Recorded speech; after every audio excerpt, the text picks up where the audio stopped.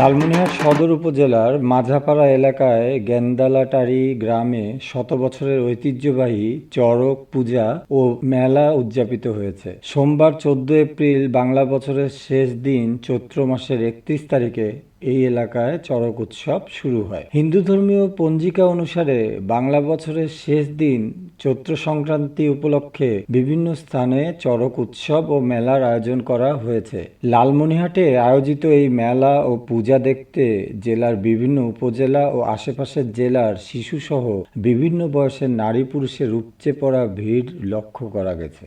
মেলা প্রাঙ্গণে কয়েক হাজার মানুষ সমাবেত হন। এই চড়ক উৎসব ঠিক কবে থেকে পালিত হয়ে আসছে সে সম্পর্কে আয়োজক কিংবা উপস্থিত দর্শনার্থীদের কেউ নির্দিষ্ট ধারণা দিতে না পারলেও এই মেলাটি 100 বছরেরও বেশি সময় থেকে অনুষ্ঠিত হয়ে আসছে বলে মন্তব্য করেছেন অনেকেই।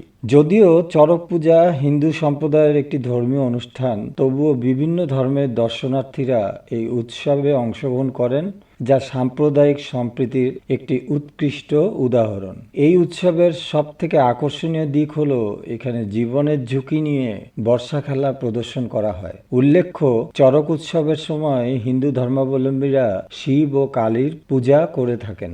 মেলা প্রাঙ্গণে অবস্থিত পূজা মণ্ডপের পূজারী, আয়োজক, খেলোয়াড় দলের সদস্য সহ উপস্থিত দর্শনার্থীরা বলেন, আমি এখানে অংশগ্রহণ করতেছি 20 থেকে 22 বছর। আর পূজাটা হলো চড়ক পূজা মহাদেব।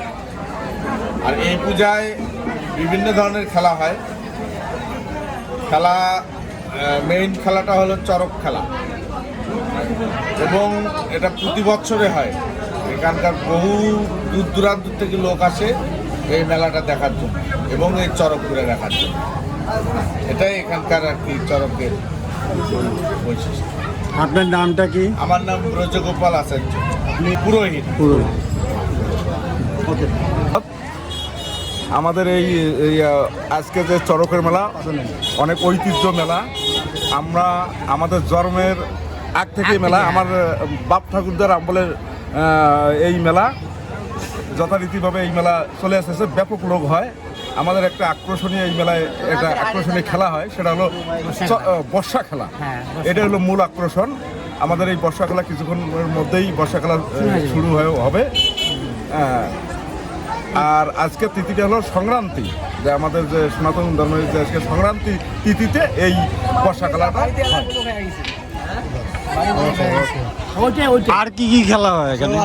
তবে বর্ষা খেলা হবে আগামী কালকে। বাসিয়া মেলা যে হবে, বাসিয়া মেলায় কিছু প্রদর্শনী মেলা হবে, বা দুর্গা সাজবে বা সিংহ সাজবে মাটির মধ্যে আর কি। কি কি পূজা হচ্ছে? পূজা বলেন শিব পূজা, হ্যাঁ, শিব পূজা, বলরাম পূজা এবং জগন্নাথ পূজা, এই দুইটা। আমার নাম সিদ্ধাতুল মুনতাহা স্বর্ণা। আমি বর্ষি খেলা দেখতে এসেছি। এখানে অনেক লোক, আর আমার অনেক ভালো লাগতেছে, আনন্দ লাগতেছে। কে কে আসছো বাবা? আমার মামা, মামি, আমার আপু, আমার ছোট বোন, আমার ছোট মামা, আচ্ছা আমার নানি। আচ্ছা, ঠিক আছে। কতদিন, অনেক দিন থেকে মেলা হয়। আমার বাপ দাদা 14 পুরুষ থেকে আমরা এখনো পাওয়া হয়নি, এখনো পর্যন্ত মেলা হয়। দূর দূরান্ত থেকে লোক এসে দেখে। আচ্ছা, এখানে কি কি হয়? এখানে বর্ষা খেলা হয়, মাটিয়ে খেলা হয়, আচ্ছা, আগুন খেলা হয়। এখন তো আগে তো মেলা কিছু হয়েছে, এখন তো এখন একটু কম। কম। আচ্ছা, লোক প্রচুর হয়, প্রচুর লোক হয়। প্রচুর লোক হয়। আচ্ছা, আমার নাম শ্রী আচার্য গুরুদেব, আচ্ছা, প্রকাশ ঠাকুর।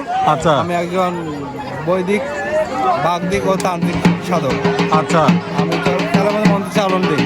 আচ্ছা। এইটার উদ্দেশ্যটা কি? এটা প্রতি বছরে একটা আমাদের বিনোদন উৎসবের মতোই আমরা প্রতি বছরে করে থাকি।